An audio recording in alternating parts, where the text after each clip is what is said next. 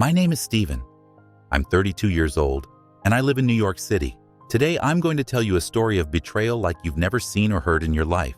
I'm sure none of you have ever been betrayed in such an insidious way. I want to start with the relationship between my parents.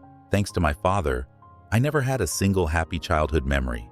My mind is always filled with the sounds of crying, yelling, and fighting. My father was a very irresponsible person. He would get a job, work for a week, and quit. After he quit, he would wander around for 2 months without a job and condemn us to starvation. My mother and I wore tattered clothes because we were poor. If he had a penny, he would drink alcohol or go out with his friends and eat. That's why I always hated him. My mother hated him too. My mother couldn't stand it and divorced him when I was 10 years old. She thought she would get rid of him after the divorce. But my father wouldn't let her go. My mother was constantly harassed by my father. She was very obsessed with what she was going through, and it was wearing her down. A few years after the divorce, she got cancer, and I lost my mother when I was 14 years old. It was such an indescribable feeling. I had no ownership, no sense of belonging, unhappiness, anger, stress, everything. After the age of 14, I was left on my own. Neither my mother's family nor my father's family accepted me. I stayed with my aunts for a while, but my brother-in-law didn't want me either. I went to an orphanage. I went through 1,001 kinds of ordeals and reached today. Today, both my financial and emotional side is really bad. A truth I learned 3 months ago almost cut me off from life. I thought of committing suicide many times. At one point, I tried to commit suicide, but I fainted and was taken to the hospital, and I was saved. When I was crossing the street, I wish I would get hit by a car and die, believe me. There was not a day that I did not say this. I left the dormitory when I was 18 and started working in different jobs to make a living. Sometimes I worked in construction sites, sometimes in factories. But by the time I was 25, I had an established order and a tiny house. This was a great achievement for me because I was a person who had felt poverty and deprivation to the bone. Then there was loneliness on top of these troubles. After my mother's death, I was all alone. Not even one person in the whole family was there for me. I was looking for a woman who could love me. I wanted her to fill the missing motherly love and emotion in me. I wanted her to love me, not to hurt me. I had no other expectations. I didn't want a flirtatious, alluring person. All I wanted was love. That's all I wanted. But even that was too much for me. Miss Laylee, if you are ready, I will start my real story. Exactly 6 years ago, I was having dinner in a restaurant when a very modest young girl came up to me. Her first sentence was, "May I sit down?" When she got my approval, she sat down and continued her conversation. "Hello, sir. My name is Angie. I have been seeing you in the restaurant for a long time. I think you come often. I'm very embarrassed, but I want to tell you, I like you, and I would like to meet you." As soon as I heard this, my insides turned into a butterfly garden. It was the first time in my life that I had heard such words from a woman. I can't tell you how happy I was.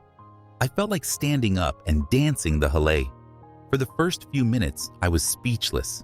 I couldn't say a word, but then I coughed a few times and answered immediately. "Hi, Angie. My name is Steven. I've never seen you in this restaurant before, but that doesn't matter. If you want, I'll give you my phone number, and we can meet and chat in other places in your spare time. What do you say?"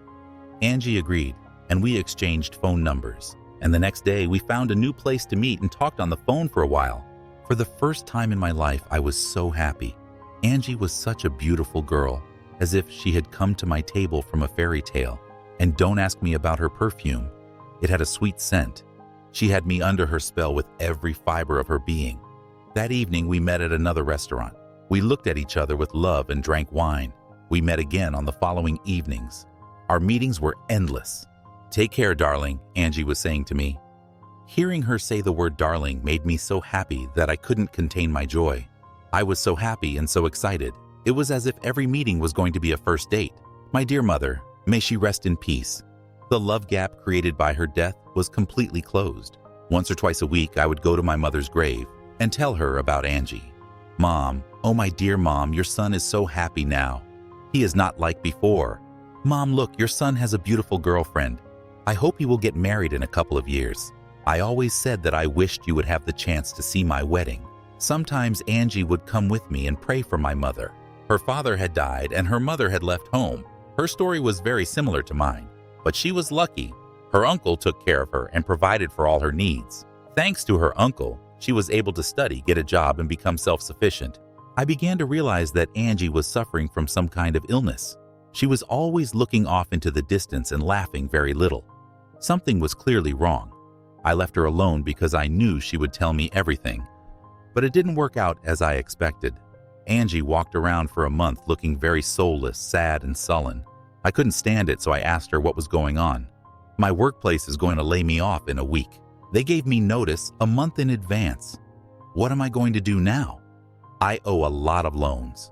How am I going to survive with the house loan, the furniture loan, this loan, that loan? I didn't tell you these things to upset you, but I can't take it anymore. I can't afford anything anyway, he said. What am I standing here for? As soon as I get my salary, I'll deposit it in your bank account. And if it's not enough, I'll take out a loan for you. I'm everything to you and you are everything to me.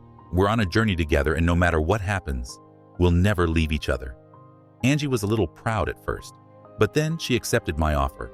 She had no choice anyway. First, I deposited money from my salary into Angie's account with a little allowance for myself. Then I took out a loan. Angie's financial problems were solved, and we were both relieved. Seeing Angie happy made me happy too. I loved her so much. I'd never loved anyone so much in my life, not even my mother. Angie had no bad qualities, but whenever I brought up the subject of marriage, she always held back. I wanted to get married, settle down, have children, but she didn't. Whenever the subject of marriage came up, she said it was too early, that she had her whole life ahead of her. Angie and I hadn't married, but we had done everything before marriage. We had gone on vacation together, stayed in hotels, eaten out 1,000,000 times. The only thing we hadn't done was get married. I wanted us to have a formal relationship and I wanted us to have a child, but it was like Angie was hiding something. There was a barrier that kept her from getting married, that didn't want her to get married. I didn't tell Angie about it at the time, but I was sure that something was going to come to light very soon. We continued to live the life of husband and wife without getting married. I gave Angie most of my salary every month and occasionally took out a loan, which made Angie very happy. But my financial situation was getting worse and worse, and I was trying not to show Angie anything. I didn't even have any clothes in my closet. Angie sometimes asked me why I always wore the same clothes and said, "You're just trying to make me wear the same clothes like a poor person. Go buy something decent for yourself," she would say. I said, "Darling, I like these clothes and I want to wear them, and I don't like going to the store. Most of the clothes there have germs. Forget about me." I felt that I was getting more and more estranged from Angie because I was running out of money. And here's the interesting part. I was going broke because of Angie. I was giving her all my salary, and I was taking out loans periodically, and I was in debt, and she didn't want to understand that. She had become so unsympathetic and money-obsessed that while I was starving, she was trying to take the last things I had. I was just being patient. We used to go out to dinner, go on vacation, stay in hotels. Now we didn't do anything. I didn't have a penny. Angie was saying, "At least go moonlight, although you wouldn't make any money even if you did that." Finally, she couldn't stand it and said, "I'm breaking up with you. I have nothing to do with a man without money. Let his mother love a man without money." When I heard those words, I lost my mind. Believe me, I couldn't come to my senses for an hour. I sobbed like a child. Where was the Angie of a few years ago? The kind, beautiful, humble girl who came to my desk and met me was gone. In her place was a monster. I began to fear her. How had she become so cruel? What had made her this way? She claimed I was broke, but she was the one who made me this way. I was head over heels in love with him, and I wanted to make peace with him, so I called him 48 times I'll never forget. He didn't answer any of the 48 calls. I sent him SMS. I wrote to him on other apps, but he didn't care. There was only one thing left to do: go home. Now, friends who are listening to this, don't think that I am a stalker. I wasn't going to go to his house and do anything bad to him. I just wanted to talk to him. A person like me would never harass a woman anyway. Thank God I did the opposite of what I saw from my father. He harassed my mother for years. I never even looked at a woman sideways. That day I left for Angie's house, I was going to talk to her about everything. I even prepared my speech. I repeated it over and over on the way. Look, Angie, like every young woman, you have aspirations. I can understand that. You want to travel, go out, have fun, but I can't afford anything. After you became unemployed, My pocket is zero. I can't afford anything. I only have $10 in my pocket. Tell me, which vacation or hotel can I take you to with this money? I took out a lot of loans for you. I worked so hard for you. You can't leave me so easily. You have no right. I want to make up and I love you very much." I went inside the apartment and walked excitedly to Angie's apartment. I was just as excited as I was on our first date. I thought Angie would forgive me and we would go on with our lives as before. In fact, my imagination was so big that I thought we would marry her and have children. I was very naive, even stupid. That was the best word I could use for myself. I was an idiot, and I admitted it. Because only idiots can experience what I'm about to tell you. I knocked on Angie's door several times, but no one answered. When I leaned my ear against the door, I could hear talking from inside. So Angie was inside, but she wouldn't open the door for me. This was starting to make me angry. I started banging on the door harder and harder, and each time I banged harder and harder, Angie opened the door and said, "What the fuck?" and went inside. On her way in, she pushed the door in my face, but I held it. I followed Angie inside, and what I saw traumatized me for the rest of my life. A man was sitting there half naked, and Angie was feeding him grapes. That man and Angie, can you believe it? How could he do such a thing to me when I had worked so hard for him, when I had fed him so much? When I saw him there that day, I screamed so much that I even had a nervous breakdown. But the only thing I have learned in this life is this. Some things you cannot change no matter how hard you try, no matter how much you want to. The loans I took out, the salaries I sent were all going to that man. Turns out that asshole was with Angie, and they were eating my money left and right. I was such a naive person that I didn't notice anything while these two were together and playing these games on me. Because love makes you stupid, and that's exactly what I experienced. Damn it, I'm still in love with her. I'm still in love with her even though I saw and knew all this. And because of Angie, I have no strength left to hold on to life. They stole my trust, my faith, my love. I'm in debt, unable to find bread to eat. While I'm like this, that despicable man and Angie are having a good time. Do you know what I'm doing now? I'm living like a robot. I spend my whole life shuttling between home and work, and I'm still trying to pay off the loans I took out for her. I go to my mom's grave from time to time. Can you believe it? I find peace there. I talk to my mother all the time and I tell her, "Mom, it means that you shouldn't trust anyone in this life. I wish you were with me so that you could show me the right path. So I wanted to talk to you and tell you my problem. I feel a little bit relieved. Thank you for listening to me."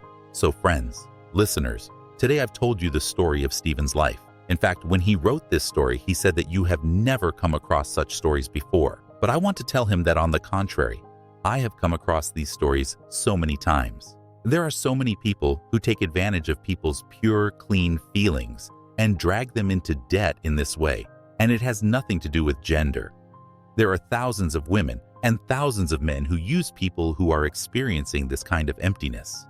God forbid that any of us should face such people. And nobody should say, "This will never happen to me. Am I stupid?"